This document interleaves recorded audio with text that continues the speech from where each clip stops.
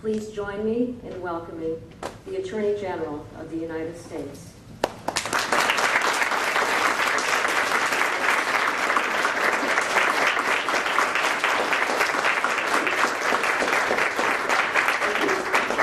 Thank you for those kind words, Lori. I appreciate that. And I'm especially grateful for the fact that you didn't mention any dates that Lori and I started together a few years ago when we were both about 10 years old.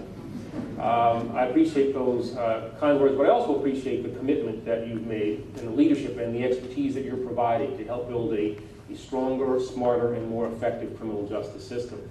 Let me also thank Mike and Morris and the Center for Economic and Social Inclusion, as well as the National Transitional Jobs Network, for organizing and hosting this conference. I was kidding. If you listen to these two gentlemen speak, you have to assume that they're both from New York, given their accents, you know. From the southern part of New York and from the eastern part of New York. I'm from Queens, so it's hard with the same language. It's very interesting, very interesting. This is really an extraordinary first of its kind gathering of advocates, and I'm really proud to be a part of it. Today, I think we have a unique and critically important opportunity, the chance to identify and to advance some of the world's most effective public safety and prisoner reentry strategies. And I want to thank each of you for your engagement and for everything that you're doing in the name of community safety and community healing. Your work changes lives. It strengthens families. And across the United States, the European Union, and far beyond, it is helping to ensure that people who want to improve our society, as well as their own circumstances, have opportunities to grow, to learn, and to contribute. Every person in this room, whether you work as an attorney or law enforcement officer, whether you conduct research or develop policy, can agree that prisoner reentry is one of the most complex criminal justice challenges of the 21st century. Today, corrections systems worldwide are under extraordinary stress. Capacity limitations and budget constraints have resulted in the acceleration of early release and have put prisoner education and employment training programs at risk. On both sides of the Atlantic, people transitioning out of prison now confront labor market conditions that we have not seen since the Great Depression. Now, despite these and other challenges, you're here, refusing to settle for the status quo and expanding your search for the solutions that we need. Now, many of you are also proving that local problems often demand and can be addressed best by global solutions. But to ensure that people who have committed crimes can become productive members of society and not public safety threats, we must take this work and our partnerships to the next level. Now, here in the United States, more than 2 million people are behind bars. 2 million people. That's more than 1 in 100 American adults.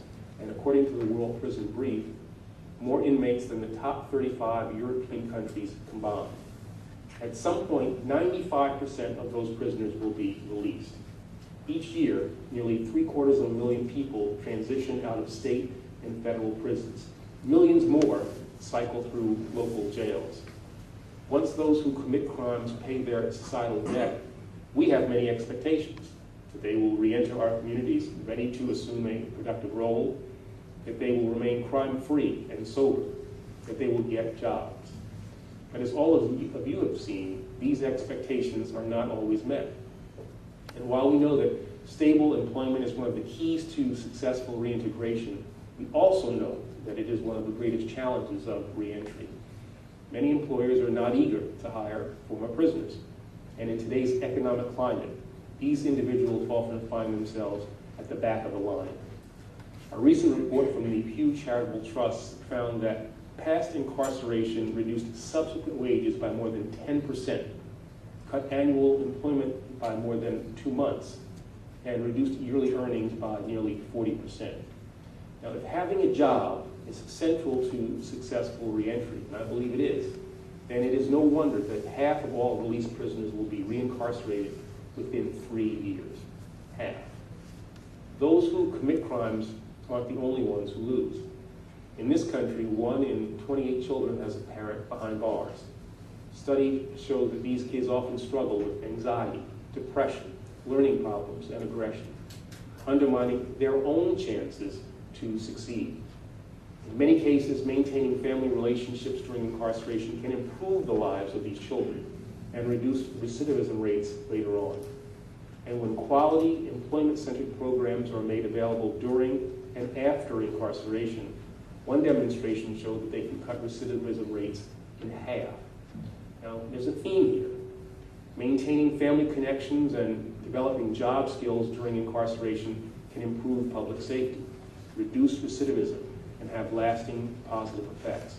It is time that we started to think about reentry in this context.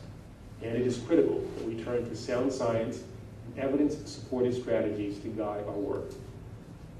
Today's Department of Justice, this Department of Justice, is dedicated to being smart, not only tough on crime, and our reentry efforts are no exception. For me, for President Obama, and for leaders across this administration, effective reentry is a top priority. This commitment is reflected in our work, done in partnership with state, local, tribal, and international governments to develop comprehensive, evidence-based strategies tailored to meet specific community needs. It's also evident, I believe, in our budget priorities.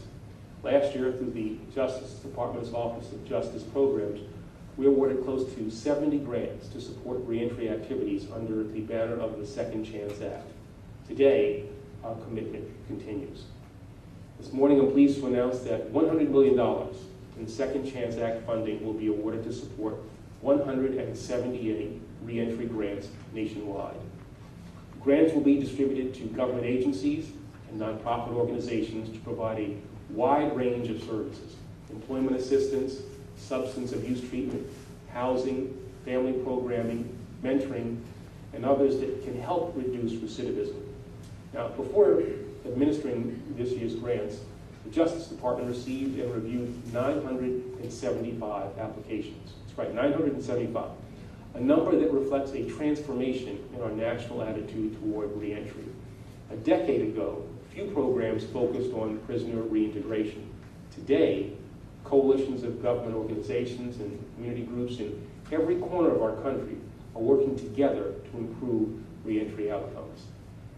This evolution mirrors, I believe, a fundamental shift in our criminal justice and our social services systems. More and more corrections departments now consider reentry planning to be a part of their core functions, and agencies that tackle housing, health, and other issues have begun to see effective reentry as part of their larger mission. To put it simply, reentry has moved from the margins to the mainstream. Now, I have no doubt that this year's Second Chance Act grants will build on these trends and advance the progress that we are seeing.